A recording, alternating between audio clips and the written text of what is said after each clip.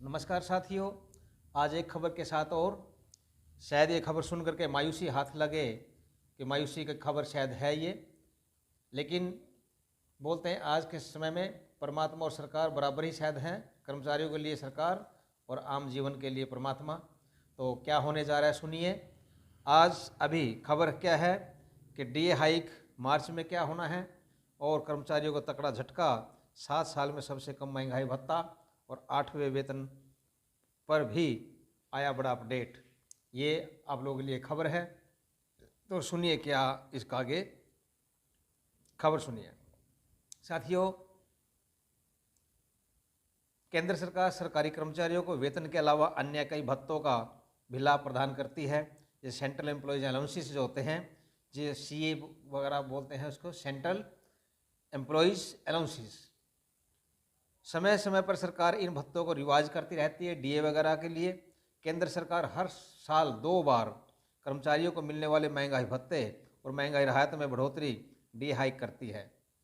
केंद्र सरकार होली से पहले महंगाई भत्ते में बढ़ोतरी घोषणा करने जा रही थी, जो कि नहीं हुई है, और सरकार इस बार केंद्रीय कर्मचारियों को महंगाई भत्ते की बढ़ोतरी का झटका देने जा रही है।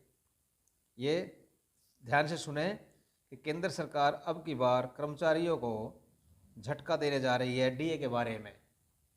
क्या है इस खबर को जानिए। सरकारी कर्मचारियों में कितना अजीब इजाफा होगा। ये मीटिंग सरकार की चल रही है। HR breaking news, DA hike update क्या है। भारत में केंद्र सरकार केंद्रीय सरकारी कर्मचारियों को pensioners, employees and pensioners news को कई प्रकार के लाभ देती है। केंद्र सरकार अपने कर्मचारियों को वेतन के साथ साथ अन्य भत्तों का लाभ प्रदान करवाकर अन्य कर्मचारियों से अलग करती है। जो केंद्र के कर्मचारी हैं और स्टेट के कर्मचारी अलग अलग हैं, तो उनका अलग से करती है।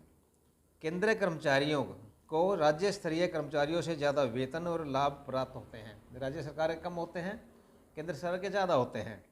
केंद्र सरकार अपने कर्मचारियों के वेतन और अन्य भत्तों में समय समय पर बढ़ोतरी करती रहती है। सरकार कर्मचारियों के भत्ते में साल में 2 बार जनवरी और जुलाई महीने में बढ़ोतरी करती है। ये हर साल होता है। आगे क्या है, अभी महंगाई भत्ते पर फैसला। महंगाई भत्ते पर फैसला क्या होगा ये सुनिए। केंद्र सरकार प्रधानमंत्री की अध्यक्षता में आज होने वाली कैबिनेट मीटिंग में डीए की बढ़ोतरी कर सकती थी। केंद्र सरकार होली के त्यौहार से पहले केंद्रीय कर्मचारियों को डीए में बढ़ोतरी का लाभ प्रदान कर सकती थी, लेकिन नहीं किया। केंद्र सरकार सरकारी कर्मचारियों को इस बार डीए में बढ़ोतरी पर झटका देने जा रही है। ये खास खबर ये झटका देने जा रही है। विशेषज्ञों के अनुसार केंद्र सरकार इस बार डीए अपेक्षित कम बढ़ोतरी कर सकती है। और ये क्यों होता है? ये होता है आपके AICPN के आंकड़े के मुताबिक। प्रतिवर्ष होली से पहले होती है महंगाई भत्ते की बढ़ोतरी में घोषणा।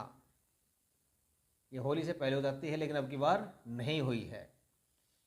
केंद्र सरकार हर साल जनवरी में लागू होने वाले महंगाई भत्ते में बढ़ोतरी की घोषणा होली के त्यौहार से पहले ही करती है। केंद्र सरकार ने पिछले साल डीए में बढ़ोतरी जो किया था 7 मार्च को किया था। ऐसे में होने वाली कैबिनेट मीटिंग डीए बढ़ोतरी को लेकर आधिकारिक घोषणा कर सकती है, लेकिन नहीं हुई है। ये खबर अभी की दे रही है। डीए आपका कब तय होता है, कैसे तय होता है, किस प्रकार तय होता है, वो सुनिए। कैसे होता है तय? AICPI इंडेक्स के आधार पर होता है तय डीए। ये डीए तय होता है जब AICPI जो इंडेक्स होता है उसके आधार पर होता है। ये केंद्रीय सरकार सरकारी कर्मचारियों के लिए डीए बढ़ोतरी की घोषणा AICPI इंडेक्स के आधार पर करती है। केंद्र सरकार पिछले 6 महीने में बढ़ी हुई और AICPI इंडेक्स पर विचार विमर्श करके डीए में बढ़ोतरी का फैसला करती है। केंद्र सरकार हर साल जनवरी और जुलाई महीने में डीए में बढ़ोतरी की घोषणा करती है। वहीं जनवरी वाली घोषणा को मार्च और जुलाई वाली घोषणा को सितंबर में लागू करती है। सभी जानते हैं, हर साल ये होता है। अभी क्या खास खबर, इस बार 7 साल में सबसे कम बढ़ेगा डीए। इस साल क्यों बढ़ेगा आगे सुनिए आप। अखिल भारतीय उपभोक्ता मूल्य सूचकांक AICPI all India consumers price index के आंकड़ों के मुताबिक इस बार महंगाई भत्ते में केवल 2% की बढ़ोतरी हो सकती है, सिर्फ 2% की। ये होगा आपकी 2% का। क्यों होगी? DA में ये बढ़ोतरी पिछले 7 सालों से कम होगी। जुलाई 2018 में से अब तक सरकार ने कम से कम 3 और 4% की बढ़ोतरी की है। 2018 से कभी 3, कभी 4, कभी 3, कभी 4 ये बढ़ोतरी होती आई है, लेकिन वो था AICPI के मुताबिक जो आंकड़े आते थे, महंगाई के आंकड़े आते थे, तो महंगाई बढ़ती थी उसके होता था। केंद्र सरकार ने पिछले साल अक्टूबर में कर्मचारियों को मिलने वाले DA में 3% की बढ़ोतरी की थी। हाल ही में सरकारी कर्मचारियों को उनकी बेसिक सैलरी का 53% DA मिल रहा है। आप लोगों को ये सबको पता है कि आपका जो अभी जो DA चल रहा है वो 53% चल रहा है। आगे अभी क्या है, DA पर आया जवाब। जो कर्मचारियों का जो 18 महीने का DA था वो उस पर जवाब क्या है सरकार का, वो सुनिए। कोरोना काल में 18 महीने नहीं बढ़ा था DA, ये सभी को पता है। कोरोना काल में DA नहीं बढ़ा था। केंद्र सरकार ने साल 2020 में कोरोना महामारी के दौरान DA में बढ़ोतरी पर रोक लगाई थी। इस दौरान केंद्र सरकार ने DA में बढ़ोतरी पर 18 महीने तक रोक लगा दी थी। 18 महीने तक रोक लगी रही। केंद्रीय कर्मचारियों का DA नहीं बढ़ा था। सरकार ने उस दौरान 3 बार DA में बढ़ोतरी को रोकने का काम किया था। सरकारी कर्मचारी सरकार से बार बार रुके हुए DA की मांग कर रहे हैं। यदि केंद्र सरकार इस बार DA में केवल 2% की बढ़ोतरी करती है तो कर्मचारियों में सरकार के प्रति रोष पैदा हो सकता है। लेकिन ये मजबूरी सरकार की है कि महंगाई के आंकड़े ही ऐसे हैं कि बार महंगाई इसमें कम होती दिखाई दी है, जिसका कि आंकड़ा 143.7 था, जो कि जनवरी में और घट करके 143.2 हो गया है। तो महंगाई का भत्ता जो है अब की बार कम होने की उम्मीद है। आगे क्या है देखिए, 2% की बढ़ोतरी पर 55% होगा DA। खाली आपको 55% DA मिल सकता है। ये केंद्र सरकार इस बार कर्मचारियों को DA की बढ़ोतरी में झटका देते हुए केवल 2% DA हाइक इन मार्च 2025 की बढ़ोतरी का ऐलान कर सकती है। इसके लिए 7वें वेतन आयोग के तहत कर्मचारियों को जो है उनकी बेसिक सैलरी का 53% महंगाई भत्ता मिल रहा है। फिलहाल 53% मिल रहा है। यदि सरकार महंगाई भत्ते में 2% की बढ़ोतरी करती है तो कर्मचारियों को 55% 55% महंगाई भत्ते का लाभ प्राप्त होगा। सिर्फ 55% ही होगा। अभी की बार हमें अभी 53% आपको मिल रहा है। आगे 8वें वेतन आयोग पर भी अपडेट बड़ा अपडेट आया है। 8वें वेतन पर क्या है देखिए।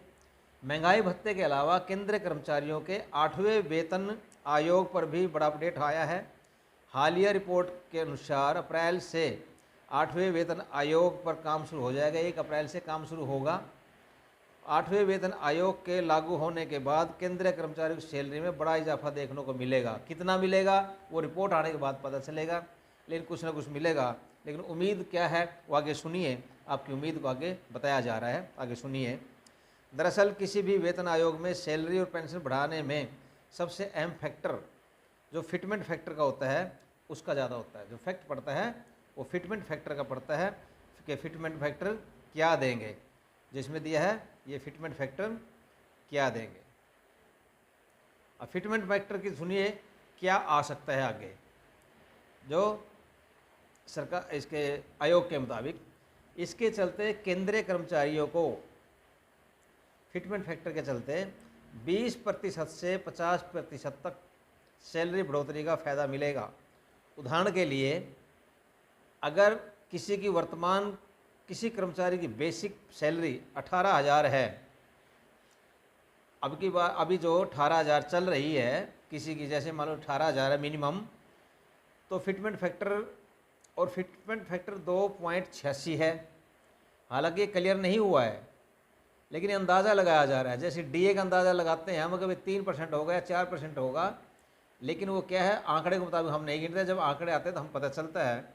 ऐसे ही आंकड़े जब आएंगे तो तब होगा ये 2.86। पहले अभी चल रहा था 2.57 के हिसाब से, तो उसमें थोड़ी सी बढ़ोतरी करके वो कितनी, ये सारी ज़्यादा 5, 6, 7, 8, तो 17% पर ही बढ़ सकता है। तो 2.86 अगर आता है तो रिवाइज बेसिक सैलरी 18,000 से 51,480 हो जाएगी।